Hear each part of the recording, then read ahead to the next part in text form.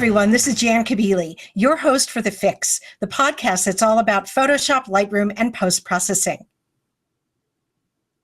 I'm recording this video about 3 days after the latest version of Photoshop was just released by Adobe, Photoshop CC 2015, along with a whole lot of other Creative Cloud updates.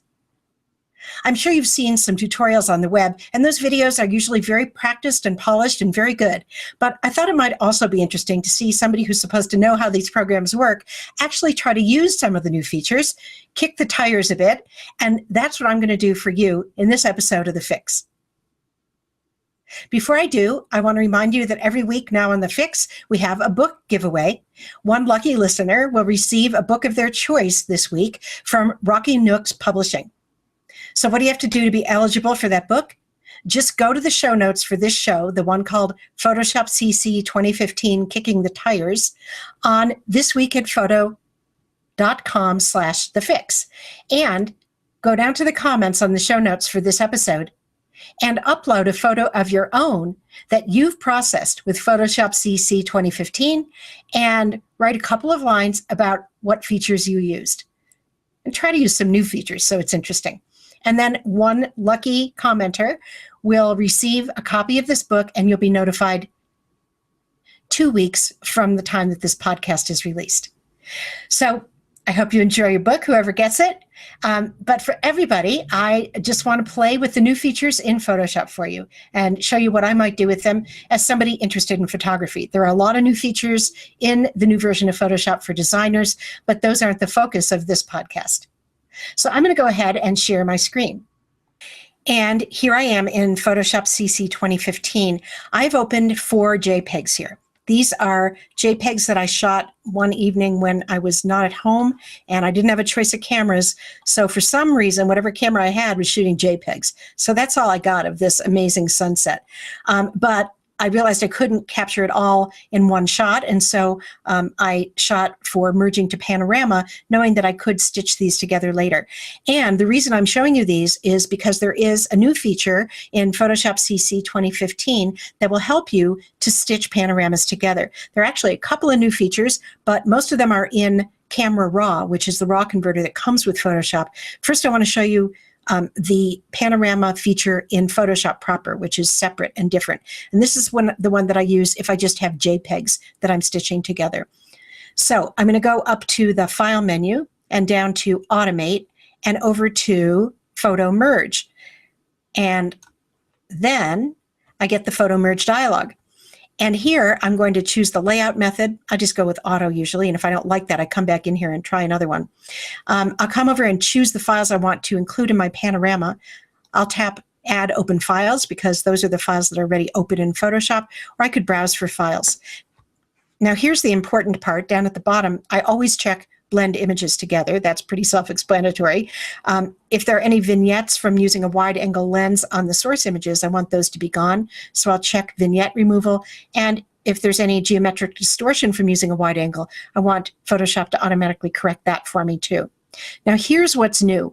Content-aware fill transparent areas.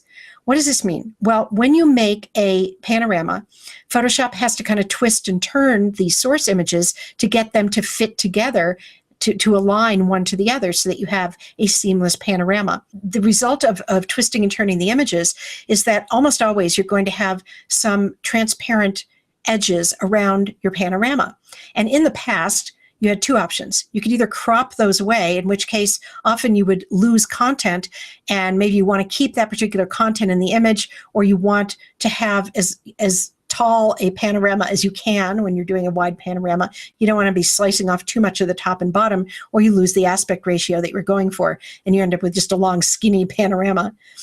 So that was cropping was one option, and then the other option was manually trying to fill in those blank edges by making a selection all around the blank edges, trying to include some of the photo, so Photoshop had something to base its fill upon when it was calculating fill, and then using the edit, fill, content-aware fill command. Okay, so that's how things were. There's a lot of steps, right? Now, all you have to do is check content-aware fill transparent areas. And Photoshop we'll make that selection around the transparent areas of the panorama and try to fill them in with matching content that it samples from the surrounding image. I'll show you what I mean by checking this checkbox and then clicking OK. So now Photoshop is making one layered file that contains all 4 of these images stacked up, aligned. Photoshop added masks to them so that there is like a seamless blend between them all. And the new part, the thing that we have in Photoshop CC 2015 that we didn't before, is that Photoshop went and found the transparent edges and put this selection around them just where it needed to go, and then did the content aware fill all automatically, which is really great because it saved me a bunch of steps. Now I'm going to hide that selection just to see what the photo looks like without that in the way. Command H. By the way, sometimes when you press Command H, especially if you first installed Photoshop, you get this weird message saying, do you want Command H to govern whether we're going to show you selections and other extras in Photoshop, or should Command H govern whether you're going to see Photoshop at all? And the second option, whether you're going to see Photoshop at all, has something to do with Apple. It's an Apple command. The first option, whether you're going to be able to use Command H to hide and show extras in Photoshop, is usually the one that I choose. All right, anyway, so I Command H so we don't have to look at the selection. It's still there though. And you can see Photoshop did an almost perfect job. Now you do have to zoom in, so if I were doing this for real, I'd double click my zoom tool and zoom in there to 100% and hold down the space bar, and I would look all around and make sure there wasn't something unusual, some kind of an edge that didn't look right. If there is, you can use tools like Spot Healing Brush Tool, Patch Tool, to try to fix any photo merging that didn't come out just right. But things look pretty perfect in this case. I'll double click the hand tool to fit this on screen again. And that is the new thing in Photo Merge for merging panoramas inside of Photoshop. Now, as long as we're here, and I have a big empty space, I may as well show you another new feature that I think has a lot of potential for photographers, certainly for those of us teaching Photoshop, but pretty much anybody who likes to make composites, or let's say you're a photographer and you want to announce a show you're having, or you want to make some kind of a card for your studio. Maybe you want to add other images or graphics, or other items like that to a photo. And you can do that using libraries. Libraries are over here. We've had libraries in Photoshop for a while. The new feature in libraries one of the new features is that they are now linked to a stock photo agency, which used to be Fotolia. Now it's called Adobe Stock Photos because Adobe bought it. And you are entitled to use comps or previews from that stock agency as you're designing things in Photoshop. You can download those previews, I'll show you how in a second, and then put them in a design. And then later, if you decide that you really like the design and you want to purchase those photos, which would remove the watermark from the front of them, you can do that and you don't have to redo your design. All of a sudden, they just appear in the design without the watermark. It's really cool. So let's see how that works. In the Libraries panel, I'm going to go down and click this Search Adobe Stock button. It's got an ST on it. And that will launch my web browser. And I'll bring it over here. It was on my other screen. It opens the Adobe Stock Photo Agency. And I actually had been logged in before, so it knows it's me. You have to use the same Adobe ID that you use when you install Photoshop for this to work. You pretty much use that Adobe ID across the board now in all Adobe apps on desktop and mobile. Anyway, so here I am, and I can search for something. So I want a logo with the letter K because my last name has the letter K. I've already started that search. And notice you can search for photos, illustrations, or vectors. What I've noticed, though, is if you choose a vector, at least when you're doing the preview download, the comp download, not the real photo, you don't get a vector image. You just get a rasterized image, and so you can never really see through it. You always get some kind of a solid background, usually white. Anyway, I'll click go, and let's see what we can find with the letter K. Kind of like this one right here. So what I do is I just hover over that, and I click on this down-facing arrow, and it says, where do you want to save the preview? That means the comp of this graphic, or there are photos here, whatever you're going to download. this is free. And so I could choose to download to a particular library from this menu. I'll just download to my logos library that I've made in my libraries panel. And that item should be there now when I remove my web browser from the scene and go back over to libraries. And there it is, gold letter K. So now what I can do is I can drag this out onto any image like this, and that graphic will stay over here. And I'll be able to use it again on other images too. Now I mentioned we've got the background showing on this one because it's the comp or the preview, and you see we also have the watermark on it. I'm going to press return or enter to accept the placement of that image on the photo, and I want to mask away this edge. I've also noticed that if you try to make a good selection on these downloaded images, they often have jaggedy edges because these are just comps. So if I use a geometric selection tool, I don't get those. If I use the quick selection tool or the magic wand, I do. So I get the rectangular marquee tool, and I'm going to come in here, and I'm just going to select that part. And then I'll go to my layers panel. Now, when I added this gold letter from my libraries panel to this photo, I got a brand new layer in the layers panel with that gold letter on it. And I'm going to add a layer mask to that gold letter layer because I have a selection active. When I add the layer mask by clicking the layer mask icon, that builds a layer mask for me with black paint outside of the selected area, hiding everything from view except for the rectangular letter K that I wanted to keep. And so the other thing about this is that this is a smart object, and that means I could make this smaller and then change my mind and bring it back to this size without degrading the image any more than it currently is, just because it's a comp. So if I want to make this smaller, I'll press Command T on the Mac or Control key on Windows, and I'm going to hold the Shift key to constrain proportions, and I'll make this thing smaller. You know, we'll use it just like a little logo down in the corner, and then I'll move it all the way over here maybe. And those pink lines are just trying to get things lined up for me. And then I'll press Enter or Return.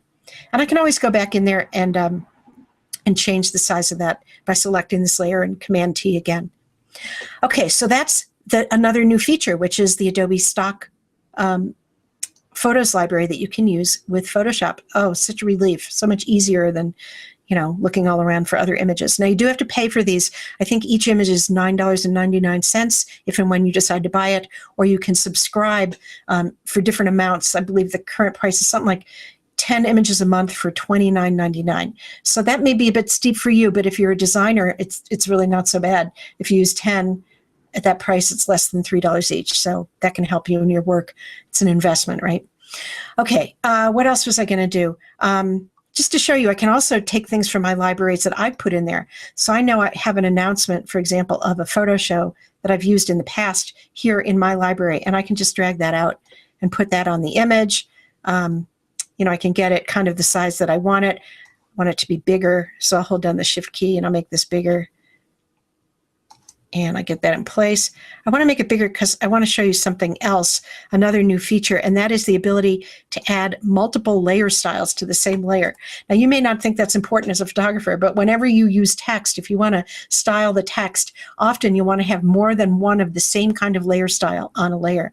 To show you what I mean, I'm going to go back to my layers panel, and I'm going to double click the announcement layer that was just created for me when I dragged out that announcement, that pre-made announcement from my library. That opens the layer style panel. Let's put that down here so we can see the layers panel too. And let me see if I can, I'm going to go down where it says FX and down to the bottom, reset to default list. So this is what this would look like if you hadn't used it before.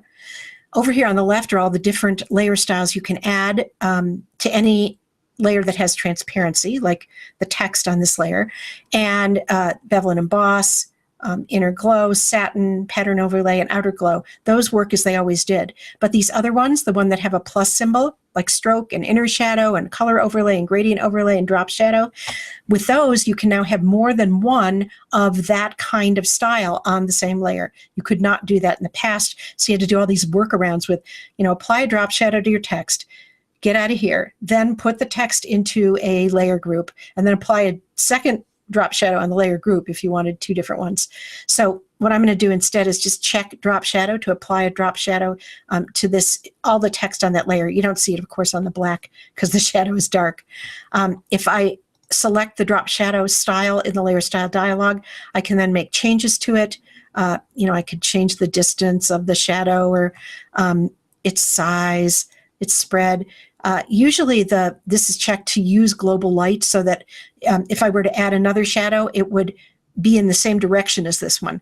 I'm going to uncheck that so you can see what happens if I have 2 different angles of my shadow. So I'll uncheck that. And I know, taking a look at the angle, remembering where that is. See a little bit of shadow over here on the text just to pop it off the background. Well, now before I cancel out of layer style, I can click this plus symbol in the styles on the left. Now I have a second drop shadow, which I can select, and I can style that differently. So I'll drag the angle slider in the other direction this time. And maybe I can make the distance different or the opacity or whatever it is that I want. And then I'll click OK. And now if you look in the layers panel, you see I have 2 drop shadows on that announcement layer. I could turn either one off and just use one of them. I could change their stacking order here by dragging. In this case, that doesn't make much of a difference, but you can do that. And so this is really helpful for those of you who like to make fancy text, or you know what else you could make with this? A frame that has several different strokes on it, and maybe different shadows inside those strokes. I've tried to do that in the past too. Frame for a photo. Okay, anyway, so that was to show you some new features.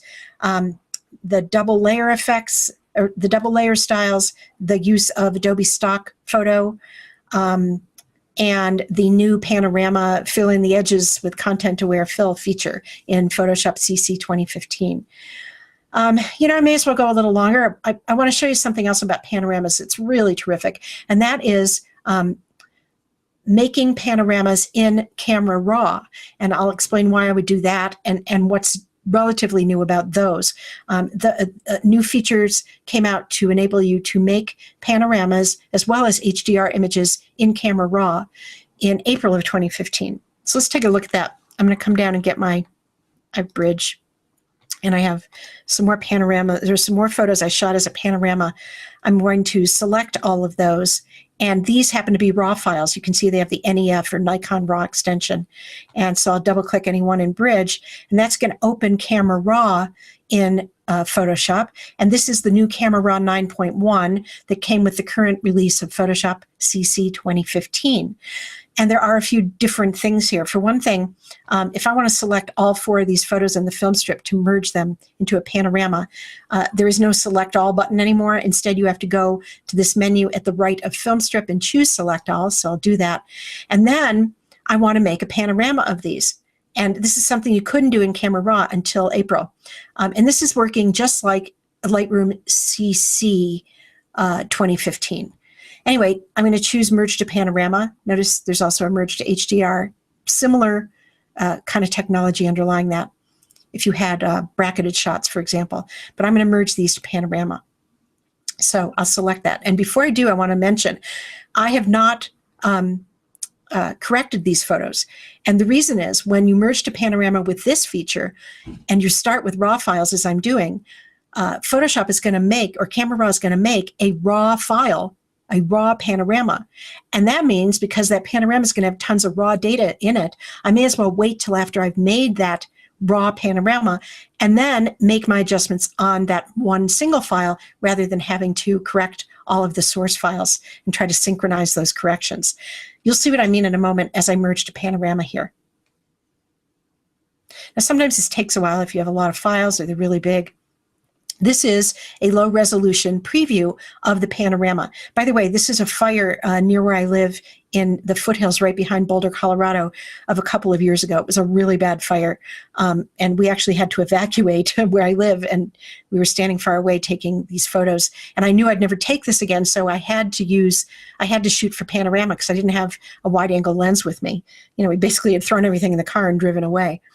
Anyway, why am I here? To make a panorama. Over here on the right, I can choose the projection or layout method. I'll just leave that at the default. And there is a checkbox to auto crop. So if I uncheck that, you can see that even here in Camera Raw, when the photos get twisted and turned to match them up, there's going to be some empty edges. Now in Camera Raw, you don't have that automatic fill in the content feature that we have inside of Photoshop when we make panoramas there. So we're kind of stuck with auto crop or saving out of Camera Raw into Photoshop and manually filling the edges in with content aware there. In this case, I think I can get away with auto crop. It's really not taking away any content that I needed to keep. So I'll do that and I'll click merge. And what's happening is that Camera Raw is going to create a raw file, as I told you. It's a DNG, Adobe's flavor of raw file, and it's going to put the extension Pano on it. I've already done this once, so we get a number 1 there. So I'll click save, and in just a minute, that has saved the raw file, the raw panorama for me. You see it down here at the bottom of the film strip. This is the Pano. It's a DNG file. And the cool thing now is I can correct this version. And when I do that, I have tons of editing latitude because this has just as much raw data as any raw file. And I have access to all my familiar sliders. You know, reduce the highlights, open up the shadows, take the whites all the way over, take the blacks down, all the things you would normally do here in the basic panel in Camera Raw or in the Develop module in Lightroom, which is pretty much the same deal. Try to increase clarity a little. I might take the vibrance down because I think that sky is too blue. And I might take the saturation up a tad, something like that, to bring out a little bit of gold in the foreground. Now, here's another new thing, and this is a great new thing, and you may have seen it. It's talked about. It's like the big new fancy feature. It's called dehaze, and it's very useful when you have fog or haze in the distance, in this case smoke, to kind of reduce the appearance of the hazy stuff so you can see what's behind it better. And the dehaze feature in Camera Raw is located in the effects panel. You have the same feature now in Lightroom CC 2015.1, which came out also in mid-June 2015. So here's my dehaze slider. If I were to drag this to the left, that would add a bunch of haze, not what I want. If I drag it over to the right, notice that we're starting to be able to see through the smoke a little bit to see more of the background there. So let's see, again, if I put that to 0, that's how things were. And if I drag it to the right, we're getting a little more definition in the hills, and I like that. The smoke was thick, but still, it's nice to be able to see the hills behind it. Notice if I take this all the way over to the right, often you'll get an oversaturated image like this. So if I wanted to leave this slider here, then what I would do is go back to the basic panel and reduce saturation. But I think in this case, I'm actually going to take the dehaze and do it more subtly to about there. So that's dehaze. Now, what if I wanted to bring out the hills more just over here on the right? But, you know, I don't want to do it everywhere. Well, in that case, there's another new feature that I can show you that came in with Camera Raw 9.1, and that is the whites and blacks sliders are now available in 3 local adjustment tools, which you can access from the bar at the top: the adjustment brush, the gradient, the graduated filter, and the radial filter. I'll do it with the adjustment brush. I'll select that. Let's put everything back. Well, here we go. So you can look at my settings now for the adjustment brush, and everything here is at 0 except the new black slider, which I'd pulled over to the left. And now when I move into the image and I paint with blacks pulled down, what's happening is that just in the area where I'm painting, the program is looking for the very darkest parts of the image under my brush and is darkening those. And so that's a new slider over here. If I go too far, of course, I can erase that, get the erase brush and erase that. And we also have a white slider if I wanted to affect just the brightest parts of the image in local areas. So that's another new feature. So those are just a bunch of new features, some from April, a bunch from June, and they're all very exciting and I think very useful to photographers. So I hope you will give some of them a try. So thank you so much for joining me for this episode of TheFIX. And don't forget that if you will upload a photo that you've processed in Photoshop, hopefully in Photoshop CC 2015, to the comments on the show notes at thisweekinphoto/TheFIX, then you'll be eligible to receive a book of your choice from Rocky Nooks Publishing. Do participate in that opportunity. I'm so glad to see you this week, and enjoy your new Photoshop CC 2015. See you next week. This is Jan Kabili.